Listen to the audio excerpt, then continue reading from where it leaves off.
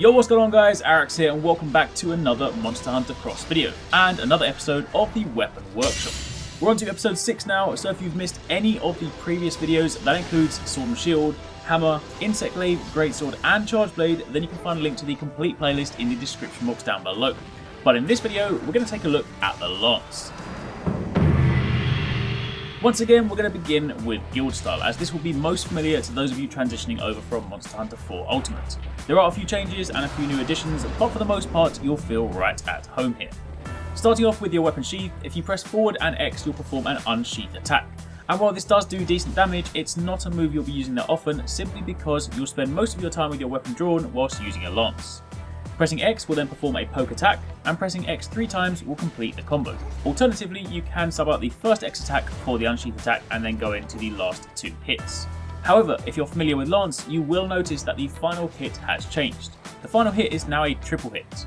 Pressing A will perform an upwards poke, which deals more damage than the X poke, and again pressing A 3 times will complete the combo, again ending in a new triple hit.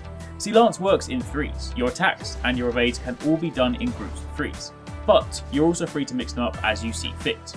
For example, you could go X, A and then X, or you could go A and then X, or A, X and A. It really is up to you, and you'll want to adjust these combos depending on the monster. Sometimes your upwards pokes will go over the monster, resulting in you missing your attack, and at times like these you'd of course need to adjust. It's worth noting that the first 2 hits on the A combo are stronger than those on the X, so do try and start with these wherever possible, but similarly there will be situations where it's just simply not an option. Pressing B will then allow you to back hop, and again pressing B 3 times will allow you to hop back 3 times. Once again, everything in threes. Of course this does use stamina, so you can only hop back whilst you have stamina, but assuming you have it, you can chain 3 back hops. Alternatively, you can input a direction and sidestep instead of jumping back, and this can also be changed. So you could zigzag if you wanted to go, say, back left back, or back right back. Again, it's entirely up to you, and of course you'll use this depending on your encounter. And this all ties together when you combine this with your combos. See, if you hop after one of your triple poke combos, you can then reset the combo and perform it again. So for example, you could say go A and then A, sidestep, XXX, hop backwards, A. You get the idea. Effectively, if you hop back after any attack, it simply allows you to restart the combo from where you stand. The triple hop is also, rather interestingly, one of your primary methods for pursuing a monster. See, if you simply walk forwards, Lance moves very slowly. But if you turn around and hop backwards in the direction of the monster, you'll cover ground pretty fast. In fact, as a kind of hidden tip, if you pull back and press B during the last 2 hops, you'll actually hop a little bit further. Now pressing X and A will perform a Lance swipe, and similarly you can combo into or from this move. So again, for example, X, X and then A, or X and then A. Holding R will then guard, and it's worth noting that the Lance also has one of the strongest shields in the game, and pressing forward whilst guarding will allow you to move. But you're not really going anywhere anytime soon with this one, so you won't use it that often. Now with your weapon sheath, if you press R plus X plus A, you can draw straight into a guard, and whilst guarding, if you press X, you'll perform a poke from behind your shield. However, if you press forward and X whilst guarding, you'll perform a guard advance, and this is a good way to move forward whilst also keeping yourself covered. You can actually follow a guard advance with a subsequent X input for a shield bash, which also deals impact damage. It's also possible to follow the shield bash and go straight into your poke combo, again be that X or A. And what's more, you can even chain your guard advance with your hops. Now finally, while holding R to guard, if you press A, you'll perform a charged counter attack. If you're hit during this state, you'll follow up with a counter attack, and new to Monster Hunter Cross, if you counter a monster's heavy attack, you'll follow up with a triple hit instead. However, if you are not hit during this state, you will still finish up with an attack, but realistically, you want to be using this for its intended purpose, which is of course countering. You can also let go of R prematurely so as to shorten the counter charge animation if you need to. And again, you can combo into this from your poke combo. Moving on from there, pressing R plus X plus A together with your weapon drawn will initiate this charging attack. This consumes stamina, but all whilst you have stamina, you will keep running. If you collide with the monster whilst doing this, you'll deal multiple hits, which is great for applying status effects, but it does however rinse through your sharpness, so be very mindful if you're using this. If you then press X or A during this charging state, you'll perform a finisher stab. If you pull back and press X, you'll perform a turnaround swipe, which is handy if you run past a monster. Pressing B will stop you in your tracks, but pressing forward and B will make you jump. And you can then also follow this jump attack with an X input for a mid-air stab, which can also be used to mount a monster. Now finally, before we check out the other styles, let's take a quick look at jump attacks. With your weapon sheath, jumping off a ledge and pressing X will perform a stab, and then when you land you can go into the remaining hits of your poke combo with the relevant inputs. However, if you then perform a guard advance off a ledge, you'll then block all the way down.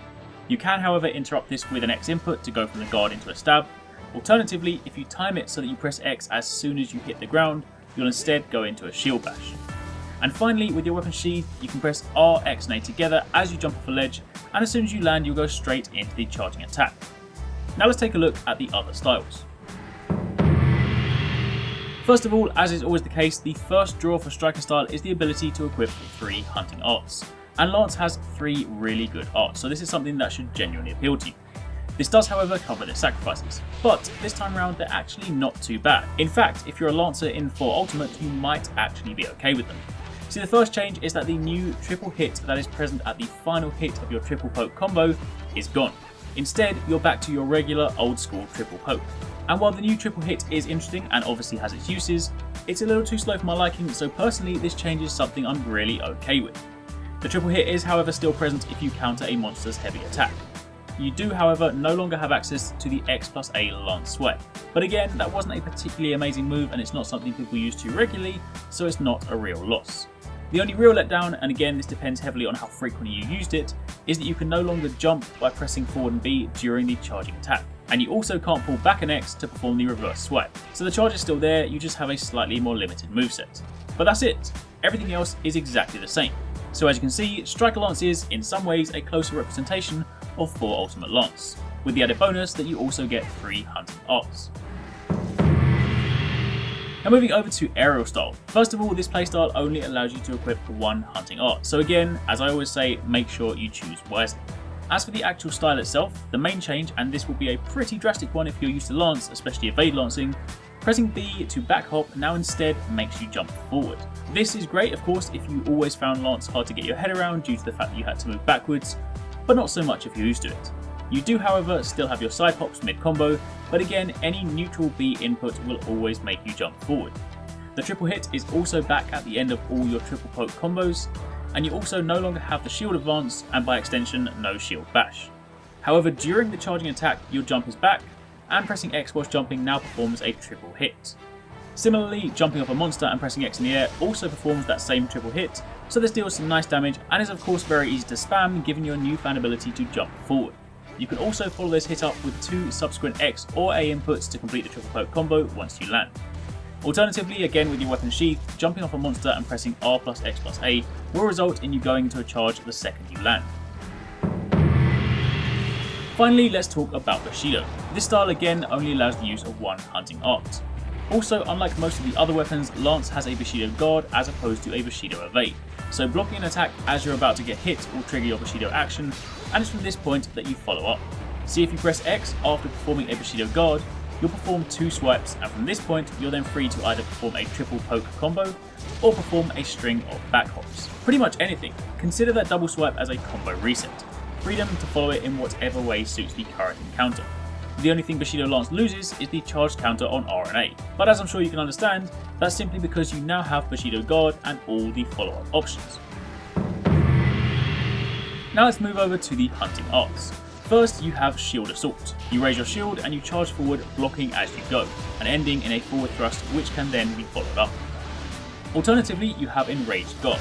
This is like a counter, only you raise your shield and absorb the power of the next attack that strikes.